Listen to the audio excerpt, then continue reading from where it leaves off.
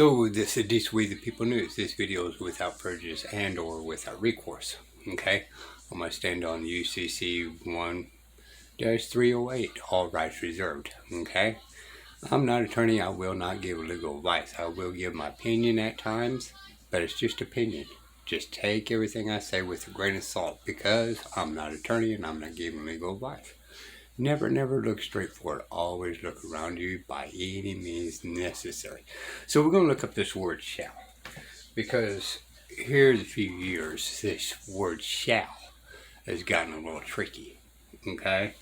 Now, this being said, I knew it was a tricky word, but I never actually looked up the word. In the next couple of videos, it would be actually important to know this word shall. Okay? The original intent of shall was a must. You got to comply. Okay? The segment is shall not be infringed. The intent of the founding fathers of the original word means they could not make any law against your inalienable rights, be able to protect yourself by any means necessary. And also down on the Constitution. However, you know as well as I do by now that the courts and the attorneys have a tendency to use trickery of words. Alright? They're adding things in there it should not be added. And this is one of them that they really screwed up, this word, shall. Such an easy word, and they just diluted it badly, y'all. Really badly. Okay, let's go ahead and go with our learning video. Okay, this is a learning video, by the way, y'all. The word shall. We met shall in Unit 7 in the example text, and I said then we'll have a look at that troublemaker later. Well, this is later. What's the problem? It's the frequent misuse of the word shall in legal documents. Why is this a problem? In legal language, shall only has one legal meaning: to have a duty to do something. In other words, must. If you think about shall as expressing an obligation, you won't go too far wrong. However, legal drafters frequently misuse shall, and as such, shall has often ended up before the courts. The courts have then had to interpret shall to work out what the drafter actually intended, as the actual meaning of shall isn't clear in the applied context. In ruling on these cases, the courts have understood shall as referring to the future, in other words, will, giving permission, in other words, may, or being directory or giving general advice or guidelines, in other words, should. The word shall can therefore mean 4 different things, even though it only has one legal definition. The resulting confusion has led to numerous cases. Not only do we have to think about shall and its multiple meanings, shall is used when there's absolutely no need for it to be used. What's the solution? Don't use shall. Use either will, must, may, or should, depending on what message you're trying to communicate. Or use the correct form of the applicable verb if you think shall shouldn't be used. How? Take a few seconds to consider the example sentences. Look at the way shall is used, and for each sentence, ask yourself, which of the 4 meanings do you think shall means?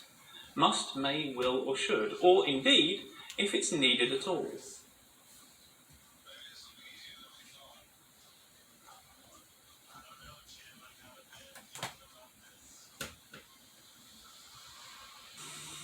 Okay, let's have a look, remembering that shall's only legal meaning is have a duty to do something or must. The first example is shareholder shall mean. What's happening here is that the drafter is setting out a definition. If we were to apply the correct meaning of shall, it would read, the shareholder has a duty to mean, which is quite strange, and of course the use of shall is wrong. Here, there's no need to say shall at all. Simply, this should be shareholder means. The shareholders shall have the right to table motions. Is it correct to say the shareholder must have the right to table motions? Of course not. Here we understand the shareholder is being given a permission to do something. In that case, the correct option is may.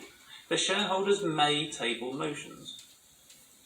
the Polish courts shall have jurisdiction over. In this example, we're setting out a rule. As such, shall can be omitted. It should be, the Polish courts have jurisdiction over. It certainly doesn't make much sense to say, the Polish courts have a duty to have jurisdiction over. Let's have a look at a few more and see if we can correctly change shall in the following sentences.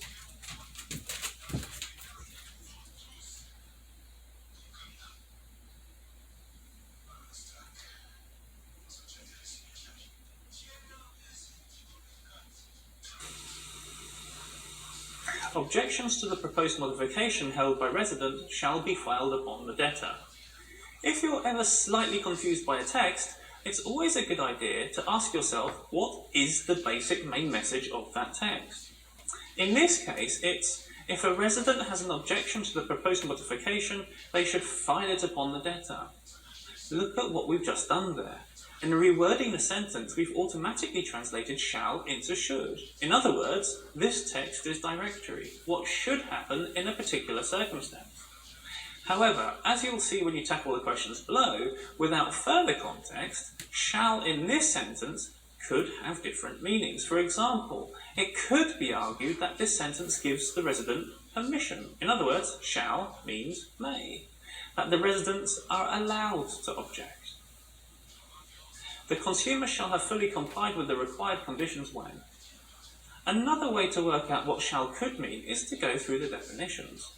Does shall mean must or have a duty to here? No. Does shall mean should or be directory here? No. Does shall in this case give permission? No. What this sentence does do, however, is talk about the future, when something is done, that is, at some future event, when the consumer will have complied with the required conditions. Here, the answer is will. Anyone bringing a claim shall within 30 days after filing the action file. Once again, the information that we have at hand doesn't give us one clean answer. Shall here could mean should. In other words, tell someone what to do in a certain circumstance. Or shall could describe an obligation. That is, That being said, y'all,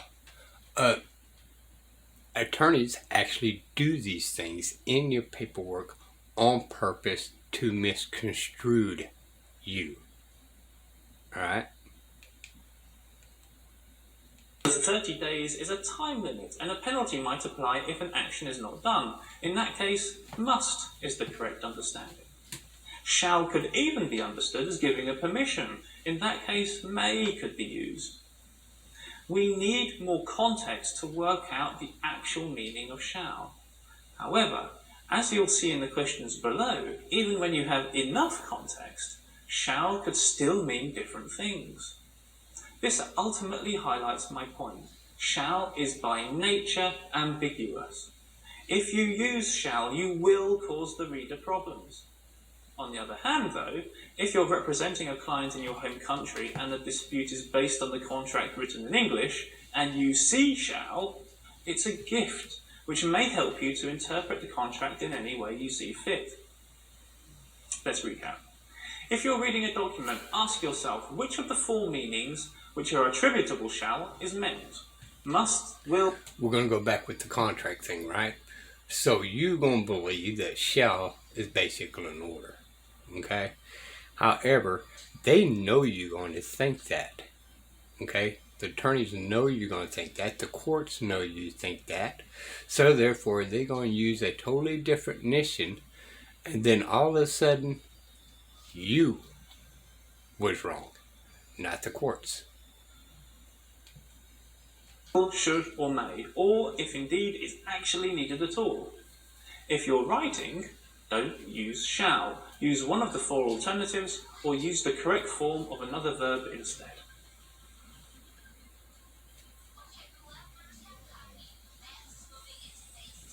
Now we know what the problem is, why it is a problem, and how to fix the problem, we can now test the rule by doing the questions below.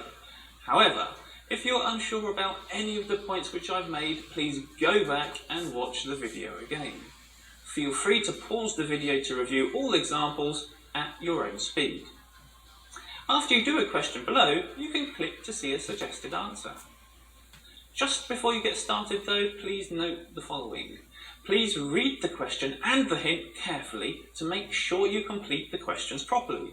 Don't just get stuck into the questions, read what you have to do first.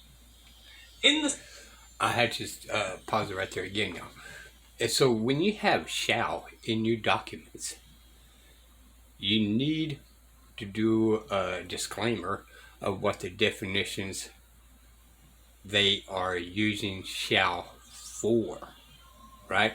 So that way you can fully understand this contract document, whether it's the speeding ticket, whether it's this, whether it's that. But remember, the judge can take it as any such way also, on purpose, because once the judge was an attorney and he is still a licensed attorney, so he can misconstrue it of any way.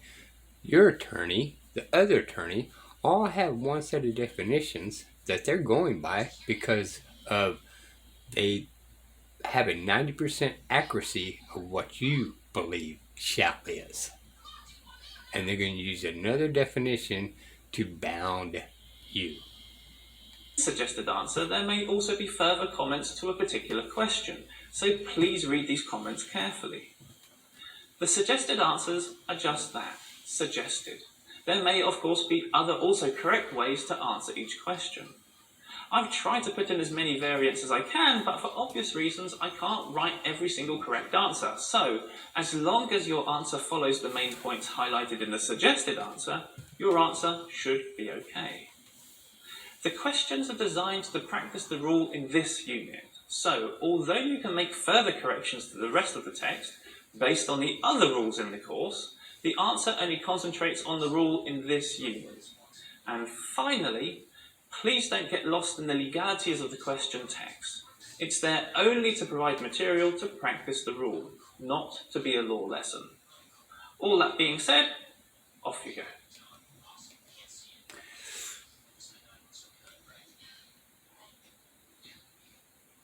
Anyway, there you go, y'all.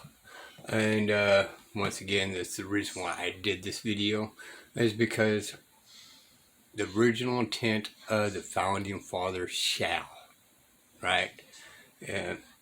Just saying, what was their deal? If they didn't want government intrusion, what was the shall used for? The original intent. Since they did not want government to interfere in inalienable rights, and it's basically giving an order to the government not to intervene. Alright, this will be the People News. Bye, y'all.